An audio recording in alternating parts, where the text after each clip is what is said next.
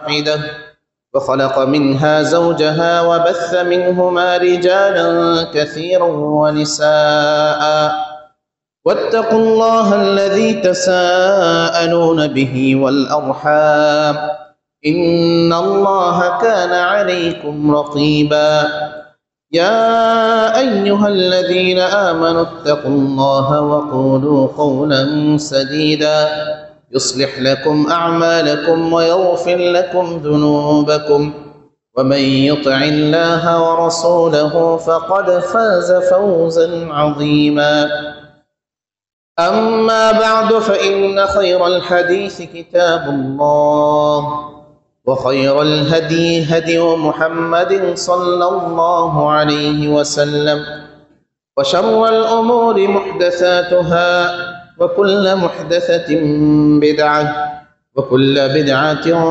ضلالة وكل ضلالة في النار. أعوذ بالله من الشيطان الرجيم. بسم الله الرحمن الرحيم.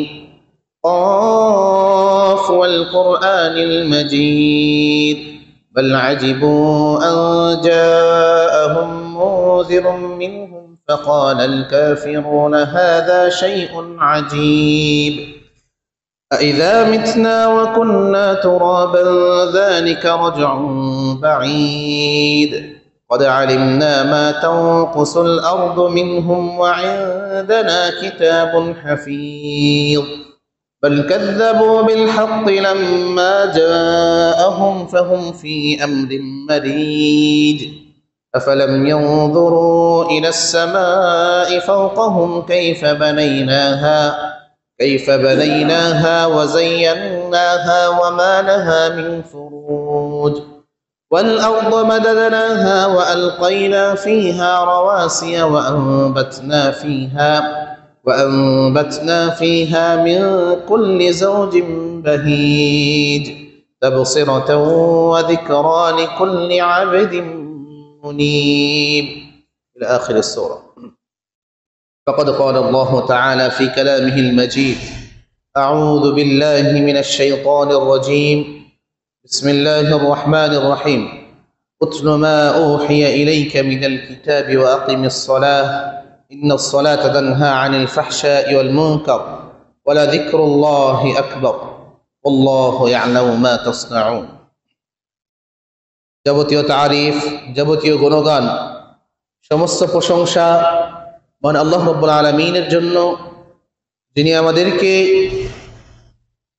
অত্যন্ত তাৎপর্যপূর্ণ গুরুত্বপূর্ণ একটি মাসের প্রথম জুমাতে মহান আল্লাহ রাব্বুল আলামিনের সন্তুষ্টির জন্য মসজিদে উপস্থিত হয়ে খুতবা দেওয়ার এবং শোনার তৌফিক দান করেছেন।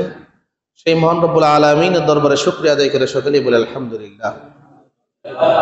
অতঃপর সালাত এবং সালাম বর্ষিত হোক সর্বকালের সর্বশ্রেষ্ঠ মহামানব সৈয়দুল মুরসালিন খাতামুন নবিয়্যিন মুহাম্মদুর রাসূলুল্লাহ সাল্লাল্লাহু আলাইহি ওয়াসাল্লামের উপর। বর্তমানে আমরা যে মাসটি অতিবাহিত করছি, দুঃখের বিষয় যে আমরা অনেক মুসলিম খোঁজই রাখি না, জানার চেষ্টাও করি না যে আরবি কোন মাসটা চলতেছে।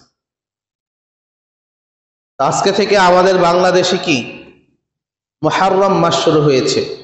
মুহররমের বাংলাদেশে আজকে 1 তারিখ। এই মুহররম মাসের অনেক গুরুত্ব, মাহাত্ম্য এবং তাৎপর্য রয়েছে এবং এই মুহররম মাসকে ঘিরে ইসলামের অনেক ইতিহাস রয়েছে যা আমাদের জন্য অত্যন্ত গুরুত্বপূর্ণ। কিন্তু আমরা অনেকেই সেই সব বিষয়ে ভালোভাবে জানি না বা জানার প্রয়োজন মনে করি না, জানার চেষ্টাও করি না। এই মুহররম মাস, যেই মাসে মহান আল্লাহ রাব্বুল আলামিন ফিরআউনের হাত থেকে মুসা আলাইহিস সালাম এবং তার অনুসারীদেরকে হেফাজত করেছিলেন, রক্ষা করেছিলেন। এই মুহররম মাস এমন একটি মাস যে মাসের 10 তারিখকে বলা হয় ইয়াউমুল আশুরা। আরবিতে আশুরা মানে কি 10। ইয়াউমুল আশুরা, এই আশুরার দিনে মুহররম মাসের 10 তারিখেই ফিরআউনের পতন হয়েছিল এবং মুসা আলাইহিস সালাম তার অনুসারীদের নিয়ে ফিরআউনের হাত থেকে বেঁচে গিয়েছিলেন, মানে আল্লাহ তাআলার রহমতে। আবার এই ফিরআউনের এই মুহররমের 10 তারিখের আরেকটি ঘটনা রয়েছে, যে ঘটনার সাথে ইসলামের কোনো বিধিবিধান জড়িত না, কিন্তু আমরা অনেক মুসলিম সেটাকে অনেক তাৎপর্য মনে করে থাকি। সেই ঘটনা হচ্ছে কি কারবালার ময়দানের সেই ঘটনা, যেখানে হুসাইন রাদিয়াল্লাহু আনহুকে কি করা হয়েছিল, হত্যা করা হয়েছিল, তিনি শহীদ হয়েছে। এই মুহররম মাসের 10 তারিখে আমরা অনেকেই সাওম পালন করি না? গুরুত্বপূর্ণ একটি সাওম। এই রোজা রাখাকেও আমরা মনে করি অনেকে যে এই দিনে হুসাইন রাদিয়াল্লাহু আনহু শহীদ হয়েছিলেন, তাই আমরা কি করি, শোক পালন হিসেবে রোজা রাখি। আবার অনেকে রোজা রাখি না, এই দিনে কি করি, অনেক জায়গায় দেখা যায় যে বাড়িতে বাড়িতে চাউল উঠিয়ে এই দিনে বিভিন্ন পায়েস বা খিচুড়ি বা সিন্নির আয়োজন করা হয়, সেগুলো তারা উদযাপন করে থাকে। আসলে মুহররম মাসের তাৎপর্যটা কি জন্য, আশুরার দিনের সাওমটা আমরা কি জন্য পালন করি, সেটাই আমরা অনেকে জানি না। একটা হাদিস যদি দেখি, রাসূল সাল্লাল্লাহু আলাইহি ওয়াসাল্লাম যখন মদিনায় হিজরত করলেন, মদিনায় হিজরত করার পর তিনি দেখতে পেলেন যে মদিনার যে ইহুদি আছে, মদিনায় বসবাসরত ইহুদিরা কি করত, এই মুহররম মাসের 10 তারিখে তারা রোজা রাখতো, সিয়াম পালন করত। রাসূল সাল্লাল্লাহু আলাইহি ওয়াসাল্লাম তাদেরকে জিজ্ঞাসা করলেন যে তোমরা এই দিনে কেন সাওম পালন করো? তখন তারা উত্তর দিয়েছিল যে এই দিনে আমাদের নবী মুসা আলাইহিস সালামকে আল্লাহ তাআলা ফিরআউনের হাত থেকে রক্ষা করেছিলেন, এর শুকরিয়া স্বরূপ আমরা সাওম পালন করে থাকি। তখন রাসূল সাল্লাল্লাহু আলাইহি সাল্লাম কি বলেছিলেন যে মুসা আলাইহিস সালামের মুক্তির জন্য শুকরিয়া স্বরূপ যদি তোমরা সাওম পালন করো, তাহলে এই সাওম পালন করার হকদার তোমাদের থেকে আমি আরো বেশি। কারণ মুসা আলাইহিস সালাম আমাদেরও কি নবী, মুসা আলাইহিস সালাম আমাদের নবী না? আমরা তাদেরকেও আল্লাহ রাব্বুল আলামিন যত নবী রাসূল প্রেরণ করেছেন সকলের উপরে আমরা ঈমান এনেছি। পরবর্তীতে রাসূল সাল্লাল্লাহু আলাইহি সাল্লাম সাহাবায়ে কেরামদেরকে কি করলেন, এই মুহররম মাসের 10 তারিখে সাওম পালন করার নির্দেশ দিলেন। তখন থেকেই মূলত এই ইয়াউমুল আশুরা, আশুরার দিনের সাওমটা আমাদের মধ্যে প্রচলিত হয়েছে, ইসলামের একটি বিধান হিসাবে কার্যকর হয়েছে। পক্ষান্তরে যখন দেখা গেল যে একই দিনে ইহুদিরাও রোজা রাখছে আবার মুসলিমরাও রোজা রাখছে, একসাথে মিলে যাচ্ছে জিনিসটা, তখন এটা নিয়ে আবার যখন সমালোচনা হলো, তখন রাসূল সাল্লাল্লাহু আলাইহি সাল্লাম আবার সিদ্ধান্ত দিলেন যে ইনশাআল্লাহ আগামী বছর যদি আমি বেঁচে থাকি তাহলে আমি অবশ্যই মুহররমের 9 তারিখ এবং 10 তারিখে সাওম পালন করব। ইহুদিরা একটা সাওম পালন করে, আমরা কয়টা করব? 2টা, যাতে ইহুদিদের সাথে আমাদের সামঞ্জস্যপূর্ণ না হয়ে যায়, মিলে না যায়, এই জন্য। কিন্তু পরবর্তী বছর এই ইয়াউমুল আশুরা পর্যন্ত রাসূল সাল্লাল্লাহু আলাইহি সাল্লাম আর জীবিত ছিলেন না, কিন্তু তিনি বলেছেন যদি তিনি জীবিত থাকতেন কি করতেন, 9 তারিখ 10 তারিখ 2টা সাওম পালন করতেন। এখানে আবার আলেম ওলামাগণ বলেছেন যে কোনো কারণে যদি আমাদের 9 তারিখ সাওম পালনটা মিস হয়ে যায়, রোজাটা রাখতে না পারি, তাহলে 10 তারিখ যদি রাখি তাহলে যেন আমরা আবার 11 তারিখেও রাখি, তাহলে আমাদের সাওমটা দুটাই হচ্ছে ইহুদিদের সাথে একটু পার্থক্য হয়ে যাচ্ছে এর জন্য। কিন্তু আসলে সহি হাদিস যদি দেখি, আমাদের চেষ্টা করতে হবে 9 তারিখ এবং 10 তারিখ এই 2 দিন সাওম পালন করা। তাহলে ইয়াউমুল আশুরা, আশুরার দিনের রোজা কি জন্য? এই দিন মুসা আলাইহিস সালামকে আল্লাহ রাব্বুল আলামিন ফিরআউনের হাত থেকে রক্ষা করেছিলেন, বাঁচিয়েছিলেন, এর শুকরিয়া স্বরূপ আল্লাহ তাআলার প্রতি শুকরিয়া জানিয়ে আমরা এই দিন সাওম পালন করব। আর কোনো উদ্দেশ্য এই দিনে সাওম পালন করার মধ্যে অন্য কোনো উদ্দেশ্য নেই। কিন্তু আরেকটা জিনিস আছে, এই মুহররম মাস হচ্ছে হারাম মাসের অন্তর্ভুক্ত। আল্লাহ রাব্বুল আলামিন 12টা মাস আমাদেরকে দিয়েছেন। আল্লাহ রাব্বুল আলামিন কয়টা মাস দিয়েছেন? 12টা মাস দিয়েছেন।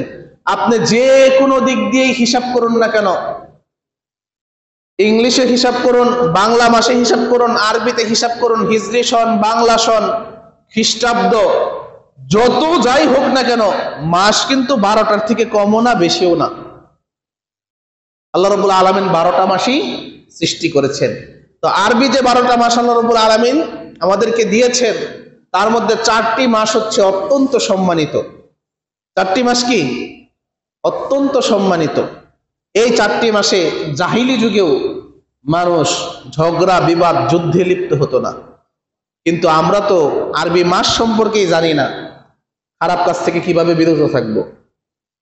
এই 4টি মাসের মধ্যে ধারাবাহিকভাবে 3টি মাস এবং মাঝখানে আরেকটি মাস, ধারাবাহিক 3টি মাস কি কি? জিলকদ, জিলহজ আর এই যে মুহররম, যেটাকে আরবিতে আমরা বলি যুলকাদা, যুলহিজ্জা, আল মুহররম। এই 3টা মাস হচ্ছে হারাম মাস, অর্থাৎ সম্মানিত মাস। হারাম মানে নিষিদ্ধ, হারাম মানে কি নিষিদ্ধ, কিন্তু যে সকল জিনিসকে সম্মানিত করা হয়েছে সে সকলে নামের সাথে কিন্তু হারাম যুক্ত করা হয়েছে। যেমন আমরা যদি মক্কায় তাকাই, সেখানে বাইতুল্লাহ, সেই মসজিদের নাম কি? মসজিদুল হারাম। আরেকটা মসজিদ আছে মসজিদুল নববী, দুটাকে একত্রিত বলা হয় কি? হারামাইন আশ-শরীফাইন। অর্থাৎ কিছু জিনিস আছে বা কিছু জায়গা আছে যেখানে বিশেষ কিছু বিধান রয়েছে। যেমন মসজিদুল হারামে প্রবেশ করার পর কিছু বিধান আছে যেটা মসজিদ থেকে বের হওয়ার পর সেই বিধান আর নাই। মসজিদুল হারামে কোনো প্রাণী হত্যা করা যাবে না, কোনো প্রাণী যদি ক্ষতিও করে তাও তাকে হত্যা করা যাবে না মসজিদুল হারামের ভিতরে। আরো অনেক বিধান আছে, সেগুলো সম্পর্কে আলোচনা বৃদ্ধি করতে চাচ্ছি না। ঠিক তেমনি এই হারাম মাস যে আল্লাহ রাব্বুল আলামিন 4টি মাসকে হারাম করেছেন, এই হারাম এই 4টি মাস হচ্ছে সম্মানিত মাস। তার মধ্যে একটি এই মুহররম মাস। এই মাসগুলোতে অন্যান্য মাসে তো খারাপ কাজ থেকে আমাদের বিরত থাকতেই হবে, ফিতনা ফাসাদ ঝগড়াঝাটি থেকে, কিন্তু এই মাসগুলোতে আরো বিশেষভাবে আমাদের সতর্ক থাকতে হবে। আর এগুলো সম্পর্কে যদি আমরা জানতে চাই তাহলে আমাদেরকে কি করতে হবে? ইসলামী জ্ঞান অর্জন করতে হবে, কোরআনুল কারীম অধ্যয়ন করতে হবে। আসলে আমার আজকের খুতবার আলোচনার যে বিষয়টি নিয়ে আলোচনা করতে যাচ্ছি, সেই বিষয়টি হচ্ছে কোরআনুল কারীম। আল্লাহ রাব্বুল আলামিন আমাদেরকে সৃষ্টি করেছেন। কে সৃষ্টি করেছেন? আল্লাহ তাআলাই আমাদেরকে সৃষ্টি করেছেন। আবার আল্লাহ তাআলাই কোরআন অবতীর্ণ করেছেন, নাজিল করেছেন আমাদের গাইডলাইন হিসাবে, আমরা যেন ওই কোরআন অনুযায়ী পথ চলি। এর জন্য আল্লাহ রাব্বুল আলামিন আমাদেরকে কোরআন দিয়েছেন। অর্থাৎ এই কোরআন মেনে চললে আমরা পথভ্রষ্ট হওয়ার কোনো সুযোগ নাই, এটা তো নিশ্চিত নাকি? কারণ আল্লাহ তাআলাই আমাদেরকে সৃষ্টি করেছেন, আবার আমরা কিভাবে চলবো এই বিধানটাই কে নাজিল করেছেন? আল্লাহ তাআলাই নাজিল করেছেন। যেমন আমাদের মসজিদে আমরা দেখতে পাচ্ছি যে এসি আছে, যে এসিটা যে কোম্পানি তৈরি করেছে, এসি চালানোর জন্য কিন্তু সেই কোম্পানি একটা মেনু বুক দেয়, তাই না? যে এই অনুযায়ী চালাতে হবে। তাহলে ওই কোম্পানির জিনিস ওই নিয়ম অনুযায়ী চালানোর পর দেখা যায় যে জিনিসটা ঠিকভাবে চলতেছে। কিন্তু এসি বানাইছে মনে করেন ওয়ালটন কোম্পানি, আর আমরা কয়েকজন মিলে একটা কমিটি গঠন করে আমরা একটা নিয়ম বের করলাম যে এই নিয়মে এসি চালাতে হবে। ওই নিয়মে এসি চালাইলে সেই এসি কি ভালো থাকবে? কারণ যারা এটা বানিয়েছে তারাই ভালো জানে যে এই জিনিসটা কিভাবে চালালে ভালো থাকবে। এর জন্য আল্লাহ তাআলাই আমাদেরকে সৃষ্টি করেছেন, আল্লাহ তাআলাই সব থেকে ভালো বোঝেন যে কি আমরা কিভাবে চললে আমাদের জন্য উপকার এবং কল্যাণ রয়েছে। এজন্য আল্লাহই আমাদেরকে সৃষ্টি করেছেন, আল্লাহ তাআলাই আবার কোরআন অবতীর্ণ করেছেন। এজন্য আমরা যদি কোরআন মেনে চলি আমাদের পথভ্রষ্ট হওয়ার কোনো সুযোগ নাই। আর কোরআন যদি মেনে চলতে চাই অবশ্যই কোরআনুল কারীম আমাদেরকে তেলাওয়াত করতে জানতে হবে। আলোচনার শুরুতেই আমি কোরআনুল কারীমের একটি আয়াত তেলাওয়াত করেছি, সূরা আনকাবুতের 45 নম্বর আয়াত। আল্লাহ রাব্বুল আলামিন বলছেন, উতলু মা উহিয়া ইলাইকা মিনাল কিতাব ওয়া আকিমিস সালাহ, যে তেলাওয়াত করুন, পাঠ করুন কিতাব থেকে যা আপনার প্রতি অবতীর্ণ করা হয়েছে, ওহী করা হয়েছে। এই কোরআনুল কারীম তেলাওয়াত করার জন্য আল্লাহ রাব্বুল আলামিন নির্দেশ দিয়েছেন। তারপর বলছেন ওয়া আকিমিস সালাহ, সালাত প্রতিষ্ঠা করো। সালাত প্রতিষ্ঠা করার আগে কি কোরআনুল কারীম পাঠ করার নির্দেশ দিয়েছেন। একটা বিষয় যদি আমরা দেখি, রাসূল সাল্লাল্লাহু আলাইহি ওয়াসাল্লাম ওহী প্রাপ্ত হয়েছেন যখন তার বয়স 40 বছর। আর ইসলামের অন্যতম একটি বিধান, যে বিধানটা যদি আমরা কেউ পালন না করি তাহলে আমরা কাফের হয়ে যাব, আমরা জানি, সেটি হচ্ছে কি সালাত। আর এই সালাতটা যখন ফরজ করা হয়েছে তখন রাসূল সাল্লাল্লাহু আলাইহি সাল্লামের বয়স 52 বছর। যেই সালাতটা আমরা আদায় করে থাকি, যে সালাত আদায় করার জন্য আমরা এখন মসজিদে এসেছি, এই সালাত যখন ফরজ হয় তখন রাসূল সাল্লাল্লাহু আলাইহি সাল্লামের বয়স কত? 52 বছর, অর্থাৎ নবুয়তের 12তম বছর। রমাদান মাসে আমরা যে সাওম পালন করে থাকি, গত রমাদানেও করেছি, আল্লাহ রাব্বুল আলামিন যদি বাঁচিয়ে রাখেন সামনের রমাদানেও আমরা কি করব? সাওম পালন করব। এটিও আমাদের জন্য ফরজ। এই সাওমটা যখন ফরজ করা হয় তখন রাসূল সাল্লাল্লাহু আলাইহি সাল্লামের বয়স 53 বছর। অর্থাৎ এই 52 বছরে যে বিধানটা রাসূল সাল্লাল্লাহু আলাইহি সাল্লামের উপর ফরজ করা হয়েছে, যে বিধানটা আমরা পেয়েছি, সেটি আমরা সকলেই পালন করি। 53 বছর বয়সে যে বিধানটি রাসূল সাল্লাল্লাহু আলাইহি সাল্লাম পেয়েছেন সেটাও আমরা সকলে পালন করি। কিন্তু নবুয়তের প্রথম যে ওহীটা এসেছে, যে আয়াতটা, সেই আয়াতের শুরুতেই আল্লাহ রাব্বুল আলামিন একটা নির্দেশ দিয়েছেন, সেই নির্দেশ আমরা কেউ ওইভাবে পালন করি না। সেই আয়াতটা কি? আমরা সকলেই জানি, সূরা আলাকের 1 নম্বর আয়াত, ইকরা বিসমি রাব্বিকাল্লাযী খালাক, যে পড়ো, পাঠ করো তোমার প্রভুর নামে যিনি তোমাকে সৃষ্টি করেছেন। এখানে ইকরা পড়ার জন্য যে নির্দেশটা আল্লাহ রাব্বুল আলামিন দিয়েছেন, এটি শুধু ওই হীরা গুহায় রাসূল সাল্লাল্লাহু আলাইহি সাল্লামকেই পড়তে বলা হয় নাই, বরং এই নির্দেশটা হচ্ছে সমগ্র মানব জাতির জন্য। আমাদের সকলকে আল্লাহ রাব্বুল আলামিন পড়ার নির্দেশ দিয়েছেন। আমাদেরকে পড়তে হবে, জ্ঞান অর্জন করতে হবে, কোরআন পড়া শিখতেই হবে। প্রত্যেকটা মুসলিমের জন্য একটা অপরিহার্য। কেননা যে আয়াতটি তেলাওয়াত করলাম, উতলু মা উহিয়া ইলাইকা মিনাল কিতাব ওয়া আকিমিস সালাহ, আগে তেলাওয়াত করার কথা বলা হয়েছে, কোরআন তেলাওয়াত করো যা তোমার প্রতি ওহী করা হয়েছে, তারপর ওয়া আকিমিস সালাহ, তারপরে সালাত আদায় করো। কেননা সালাত আদায় করতে গেলে কোরআনের দরকার আছে কি নাই? সালাতের প্রত্যেকটা রাকাতে যে সূরাটা পাঠ করা ফরজ, সূরাতুল ফাতিহা, এটা কি কোরআন না? তারপরে সূরা ফাতিহার পরে কেরাত পড়তে হয়, কোরআন থেকেই তো পড়তে হয় না, অন্য কোনো গ্রন্থ থেকে পড়ার সুযোগ আছে? কোন হাদিস তেলাওয়াত করে সালাত আদায় করলে সালাত হবে? হবে না। সুতরাং সর্বপ্রথম আমাদের যেটা দরকার সেটি হচ্ছে কোরআন। কিন্তু এই কোরআন আমরা জানি না, কোরআন পড়তে পারি না। আমার বয়স 30 বছর, 40 বছর, 50 বছর, 60 বছর হয়ে গিয়েছে, আমি নামাজও পড়তেছি, সবই করতেছি, রোজা রাখতেছি, আর নফল সালাত আদায় করতেছি, তাহাজ্জুদ পড়তেছি, কিন্তু কোরআন পড়তে পারি না। এটা একটা কথা হলো? আবার আমরা মনে মনে আফসোসও করি যে হায়, আমি ছোটবেলায় সুযোগ পাই নাই, যদি সুযোগ পাইতাম কোরআন তেলাওয়াত শিখতাম। আমার অবসর সময় পাইলে, এখন আর শিখার চেষ্টা করি না, অবসর টাইমে চা স্টলে গিয়ে আড্ডা দেই বা অন্য কোনো কাজ করি, টেলিভিশনে মত্ত থাকি। কিন্তু এমনি কথা বলতে সময় ভদ্রতা স্বরূপ আমরা আফসোস করি, যদি পড়তে পারতাম ভালো হইতো। অথচ কোরআনুল কারীম শিক্ষা করার অসংখ্য সুযোগ রয়েছে। আল্লাহ রাব্বুল আলামিন যদি আমাদেরকে পাকড়াও করেন এই বিষয়ে, আমরা কেউ এর দায় এড়াতে পারবো না। অনেকে হয়তো পড়তে পারি না, ছোটবেলায় সুযোগ হয় না, আসলেও হয় নাই, অথবা বুঝতে পারি নাই এর গুরুত্ব, এর মর্মটা কি সেটা বুঝি নাই। কিন্তু এখন তো বুঝতেছি, এখন আমাদের চেষ্টা করা উচিত। আমরা যারা বয়স্ক আছি, কোরআন পড়তে পারি না, আমাদের কি করতে হবে? আশেপাশে যদি কোনো মাদ্রাসা থাকে, সেই মাদ্রাসার মুহতামিম, মাদ্রাসার প্রধান শিক্ষক অথবা মসজিদের ইমাম, তাদের সাথে আমার যোগাযোগ করতে হবে। যা আপনারা যেভাবে ছোট ছোট বাচ্চাদেরকে কোরআনুল কারীমে শিক্ষা দেন, আমাদের জন্য একটা সময় বের করুন।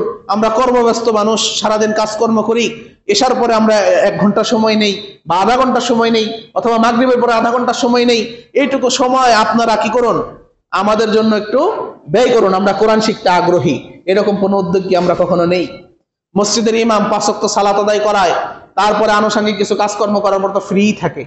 তাহলে আমরা সমাজের মানুষ মসজিদের ইমামকে দিয়ে যদি একটু খাটিয়ে নেওয়ার চেষ্টা করি, এর মাধ্যমে আমরাও সওয়াব পাবো। মসজিদের যে ইমাম কোরআন শিক্ষা দেওয়ার কারণে তিনিও সওয়াব পাবেন, পাবেন না? তাকে যদি আমরা ধরি যে সকালে ছোট ছোট বাচ্চাদেরকে মক্তব পড়ান, ঠিক আছে, তা আমরা তো বড় হয়ে গেছি, ঠিকভাবে কোরআন পড়তে পারি না, এটাই তো সত্য নাকি? অনেকেই কিন্তু পারি না। আমরা কর্মব্যস্ত মানুষ, ঠিকভাবে সময় পাই না। তাহলে এশার নামাজের পর আমাদের আধা ঘন্টা একটু যদি সময় দিতেন, একটু শিখার চেষ্টা করতাম। শিখতে যদি নাও পারি, তাও তো মৃত্যুর পর আল্লাহ রাব্বুল আলামিনের কাছে এইটুকু বলতে পারবো যে ইয়া রাব্বুল আলামিন, আমি বুঝতে পারি নাই, শিখতে পারি নাই, কিন্তু যখন বুঝতে পেরেছি শিখার চেষ্টা করেছি। এই কথা বললেও তো আল্লাহ রাব্বুল আলামিন আমাদেরকে ক্ষমা করে দিতে পারেন, পারেন কিনা? কিন্তু আমরা যদি কোনো উদ্যোগই না নেই, কোরআনকে গুরুত্বই না দেই, তাহলে কিভাবে আল্লাহ রাব্বুল আলামিনের সামনে আমরা দাঁড়াবো।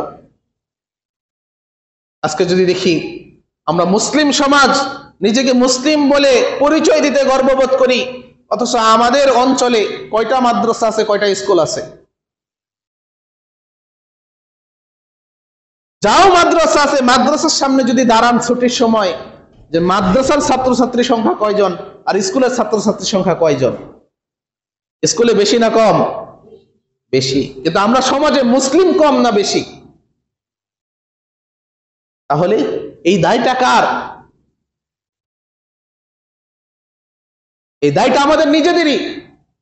আমরা নিজেকে মুসলিম পরিচয় দেই, কিন্তু কোরআন শিক্ষাকে আমরা গুরুত্বপূর্ণ মনে করি না। নিজে আফসোস করি যে আমি কোরআন পড়তে পারি না, অথচ আমার সন্তান এসএসসি পাস করে ফেলছে, ইন্টার পাস করে ফেলছে, ভার্সিটিতে পড়তেছে, কলেজে পড়তেছে, অনার্স মাস্টার শেষ, আমার সন্তানও সূরা ফাতিহা ভালো করে বলতে পারে না। তাহলে আমার এই আফসোসের কি দাম রইল?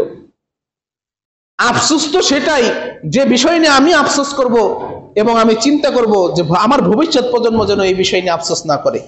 অর্থাৎ আমি জীবনে জায়গা জমি করতে পারি নাই, ধন সম্পদ করতে পারি নাই, আমার সন্তানকে এমন একটি লাইন আমার ধরিয়েই দিতে হবে যাতে সে বেশি বেশি আয় রোজগার করে ধন সম্পদ করতে পারে। এটার নাম হলো আফসোস। ঠিক তেমনি যদি আমি চিন্তা করি যে হায় আমি কোরআন পড়তে পারি না, তাহলে আমারও চিন্তা করতে হবে যে আমার সন্তানকে আমি কোন লাইনে পড়ালে সে ঠিকভাবে কোরআন পড়তে পারবে। কোরআন শিক্ষা এমন কোনো শিক্ষা না যে কোরআনের শিক্ষা দিলে আমার সন্তান ওই মসজিদে যদি নামাজ না পড়ায় তাহলে ভাত পাবে না, মাদ্রাসায় চাকরি না করলে ভাত পাবে না, এরকম কোনো ব্যাপার নাই। এরকম মন মানসিকতা আমাদের দূর করতে হবে। আমরা যদি মধ্যপ্রাচ্যের দিকে তাকাই, মুসলিম বিশ্বের দিকে তাকাই, মুসলিম দেশগুলোতে বিমানের পাইলটও কোরআনের হাফেজ রয়েছে। আমরাও যদি একটু চিন্তা করি, আমার সন্তানকে আমি যদি কোরআনের হাফেজ বানাই তাহলে কি তার জীবনে কোনো কিছু হতে বাধা আছে? সে যদি এমবিবিএস ডাক্তার হতে চায় সে হতে পারবে না? অবশ্যই পারবে। সে ইঞ্জিনিয়ার হতে চাইলেও হতে পারবে, জজ ব্যারিস্টার সবকিছুই হতে পারবে। এবং আছেও অনেকে এরকম এমবিবিএস ডাক্তার কোরআনের হাফেজ। আবার অনেক ডাক্তার আছে সে ধর্ম সম্পর্কে কিছুই জানে না। দুইজনেই তো ডাক্তার। একটা মাদ্রাসার ছাত্রদের সামনে আমরা দেখি কোন স্কুলের ছাত্র, জেনারেল ছাত্র আরবি উচ্চারণই করতে পারে না, আবার মাদ্রাসার ছাত্ররা ইংলিশে বক্তৃতাও দিতে পারে। তাহলে এত কিছু দেখার পরেও আমরা কিন্তু আমাদের সন্তানদেরকে মাদ্রাসায় দিতে চাই না।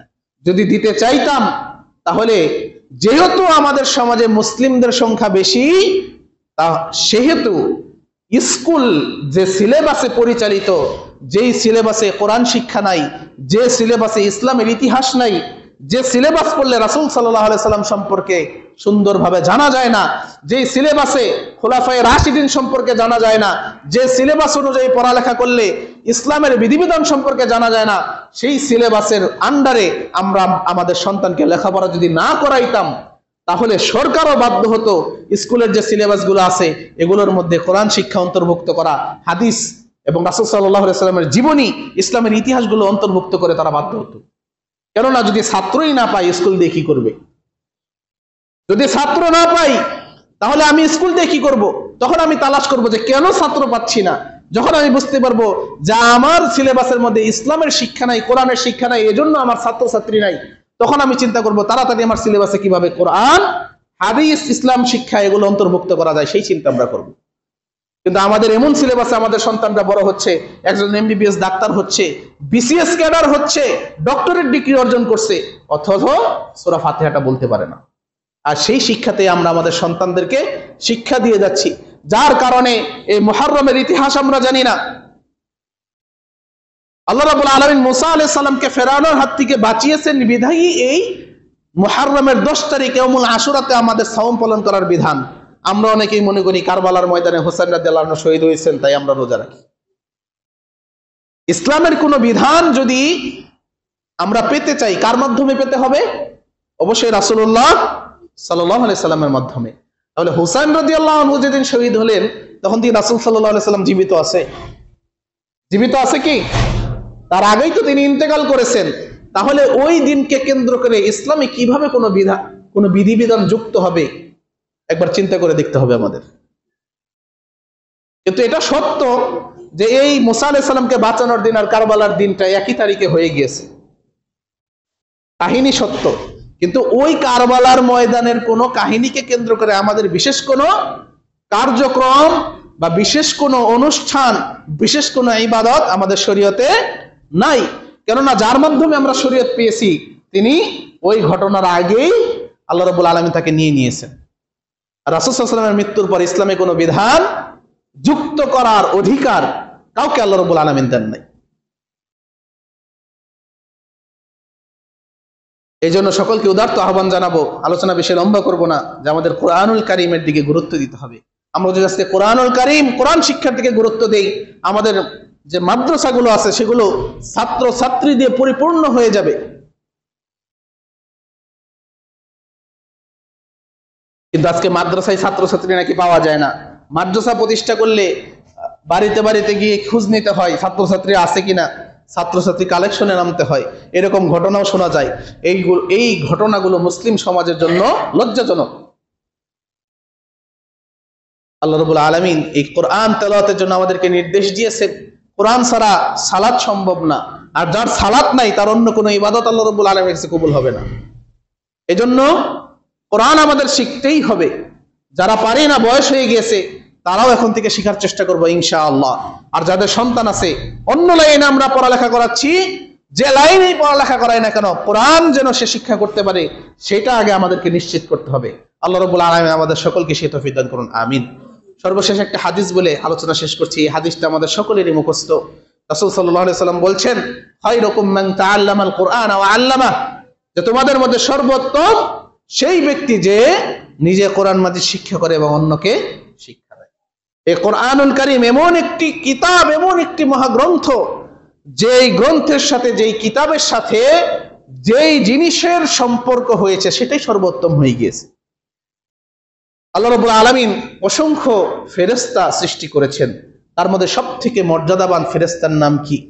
জিবরিল আলাইহিস সালাম, যিনি এই কোরআনটা ওহী আকারে রাসূল সাল্লাল্লাহু আলাইহি ওয়াসাল্লামের নিকট নিয়ে আসতেন। এই জিবরিল আলাইহিস সালাম কি ফেরেশতাদের মধ্যে সবথেকে বেশি মর্যাদাবান। আল্লাহ রাব্বুল আলামিন যত নবী রাসূল প্রেরণ করেছেন এই দুনিয়াতে, তার মধ্যে সবথেকে মর্যাদাবান, সবথেকে মহান যে নবী, সেই নবীর নাম কি? মুহাম্মদুর রাসূলুল্লাহ সাল্লাল্লাহু আলাইহি ওয়াসাল্লাম। তার উপরে এই কোরআনটা অবতীর্ণ হয়েছে। যত উম্মত আল্লাহ রাব্বুল আলামিন পাঠিয়েছেন তার মধ্যে সর্বশ্রেষ্ঠ উম্মত হচ্ছে আমরা। কারণ আল্লাহ রাব্বুল আলামিন আমাদের জীবন বিধান হিসেবেই কোরআন অবতীর্ণ করেছেন। আমাদের উপরেই এই কোরআনের বিধানটা মেনে চলার জন্য আল্লাহ রাব্বুল আলামিন এই কোরআনটা নাজিল করেছেন। এই উম্মত হচ্ছে কি? সর্বোত্তম একটি উম্মত। এই উম্মতের জান্নাতে যাওয়া যতটা সহজ, অন্যান্য উম্মতের জান্নাতে যাওয়া এতটা সহজ না। এই উম্মতের জন্য ইসলামের বিধান পালন করা যতটা সহজ, পূর্ববর্তী উম্মতদের জন্য এতটা সহজও ছিল না। আবার আমরা যে শ্রেষ্ঠ উম্মত, আমাদের মধ্যে আবার উত্তম ব্যক্তি কারা? এই যে হাদিস বললাম, খায়রুকুম মান তাআল্লামাল কুরআন ওয়া আল্লামা, তোমাদের মধ্যে সর্বোত্তম সেই ব্যক্তি যে নিজে কোরআন শিক্ষা করে এবং অন্যকে শিক্ষা দেয়। এটাই হচ্ছে কি সর্বোত্তম ব্যক্তির একটা পরিচয়, যে কোরআন শিক্ষা করে এবং অন্যকে শিক্ষা দেয়। আল্লাহ রাব্বুল আলামিন কোরআনুল কারীমে বলছেন, ইয়ারফাইল্লাহুল লাযীনা আমানু মিনকুম ওয়াল্লাযীনা উতুল ইলমা দারাজাত, যে ঈমানদারদের মধ্যে আল্লাহ রাব্বুল আলামিনের কাছে মর্যাদার তারতম্য হয় কিসের ভিত্তিতে? ইলমের ভিত্তিতে। যে ইসলাম সম্পর্কে যত বেশি জ্ঞান অর্জন করে, আল্লাহ রাব্বুল আলামিনের কাছে তার মর্যাদা তত বেশি। ইসলাম সম্পর্কে যার জ্ঞান কম, যার ইলম কম, আল্লাহ রাব্বুল আলামিনের কাছে তার জ্ঞান তত কম, আল্লাহ রাব্বুল আলামিনের কাছে তার মর্যাদা তত কম। যার কোনো ইলমই নাই, আল্লাহ রাব্বুল আলামিনের কাছে তার কোনো মর্যাদাই নাই। ঠিক তেমনি এখানেও যদি দেখি, সর্বোত্তম ব্যক্তিকে যে নিজে কোরআন শিক্ষা করে এবং অন্যকে শিক্ষা দেয়। শিক্ষা না করলে তো শিক্ষা দেওয়া সম্ভব না। তাহলে সব থেকে নিকৃষ্ট ব্যক্তিকে এর বিপরীতে যদি দেখি, যে কোরআন নিজেও পড়তে পারে না আর অন্যকে তো শিক্ষা দেওয়া সম্ভবই না, সে হচ্ছে কি সব থেকে নিকৃষ্ট। তাহলে আমরা কি কেউ নিকৃষ্ট থাকতে চাই? হয়তো কোনো কারণে কোরআন শিখতে পারি নাই, এখন থেকে যদি তাওবা করে এই কোরআন শিক্ষা করার চেষ্টা করতে থাকি, যদি শিখতে নাও পারি, মৃত্যুর পর এই দাবিটা করতে পারবো যে রব্বুল আলামিন, আমি চেষ্টা করেছিলাম, শিখতে পারি নাই। আমরা যদি কেউ চেষ্টা করি, আল্লাহ রাব্বুল আলামিন অবশ্যই আমাদেরকে তৌফিক দান করবেন কোরআন তেলাওয়াত করার জন্য। আমার সাথে এক বছর একজন তারাবি পড়িয়েছিলেন টাঙ্গাইলে, আমার মনে আছে। উনি কানাডার একটা ইউনিভার্সিটির প্রফেসর, বাংলাদেশি, আমাদের বাংলাদেশি। তিনি বিবাহের পর নিয়ত করেছিলেন তিনি কোরআনের হাফেজ হবেন এবং হয়েছেন। তাহলে বোঝা যাচ্ছে যে অসম্ভবের কিছুই না। অনেকে আমরা ভয় পাই যে হায় হায় আরবি পড়তে পারি না, কিভাবে কোরআন শিখবো। বিবাহের পর একজন মানুষ তার কর্ম ঠিক রেখে যদি কোরআনের হাফেজ হতে পারে, তার নিয়তের জন্য আল্লাহ রাব্বুল আলামিনের রহমত ছাড়া সম্ভব। তাহলে আমরাও যদি নিয়ত করি, আল্লাহ তাআলা আমাদেরকেও রহমত করবেন, তৌফিক দান করবেন ইনশাআল্লাহ। এজন্য আমরা সকলেই চেষ্টা করব কোরআন শিক্ষা করার জন্য। আল্লাহ রাব্বুল আলামিন আমাদের সকলকে সেই তৌফিক দান করুন, আমিন। আর সামনে আরেকটি সপ্তাহ জুমা আশুরার দিনের আগে হয়তো আছে পাওয়া যাবে। সেদিন হয়তো এই আশুরার ইতিহাস সম্পর্কে আরো বিস্তারিত আলোচনা হবে। আমরা সকলেই ইসলামের সকল বিধানের সকল ইতিহাস সঠিকটা জানার চেষ্টা করবো ইনশাআল্লাহ। আল্লাহ তাআলা সকলকে সেই তৌফিক দান করুন, আমিন। এতক্ষণ যা আলোচনা করলাম, যদি কোনো ভুল ত্রুটি হয়ে থাকে আল্লাহ রাব্বুল আলামিন যেন ক্ষমা করে দেন। আর আলোচনা থেকে যা শিখতে পারলাম, বুঝতে পারলাম, আল্লাহ রাব্বুল আলামিন যেন আমাদের সকলকে আমল করার তৌফিক দান করেন, সকলে বলে আমিন। আকুলু কাওলি হাযা ওয়া আস্তাগফিরুল্লাহ লি ওয়া লাকুম ওয়া লিসাইরিল মুসলিমিন ফাস্তাগফিরুহু ইন্নাহু হুয়াল গফুরুর রহিম।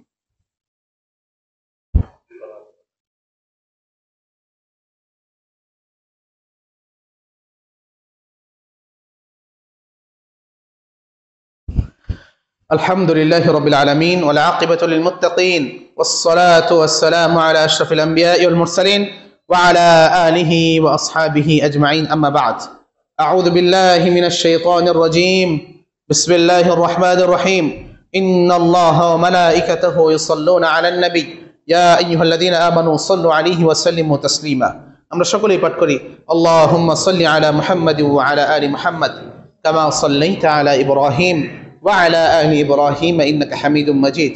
اللهم بارك على محمد وعلى آل محمد كما باركت على إبراهيم وعلى آل إبراهيم إنك حميد مجيد. ইয়া রাব্বাল আলামিন, আমরা যারা এখানে উপস্থিত হয়েছি আমাদের সকলকে আপনি ক্ষমা করুন। আমাদের মধ্যে যারা মৃত্যুবরণ করেছে তাদেরকে আপনি ক্ষমা করে জান্নাতের মেহমান হিসেবে কবুল করুন। আমরা যারা ঋণগ্রস্ত আছি আমাদের ঋণ পরিশোধ করার তৌফিক দান করুন ইয়া রাব্বাল আলামিন।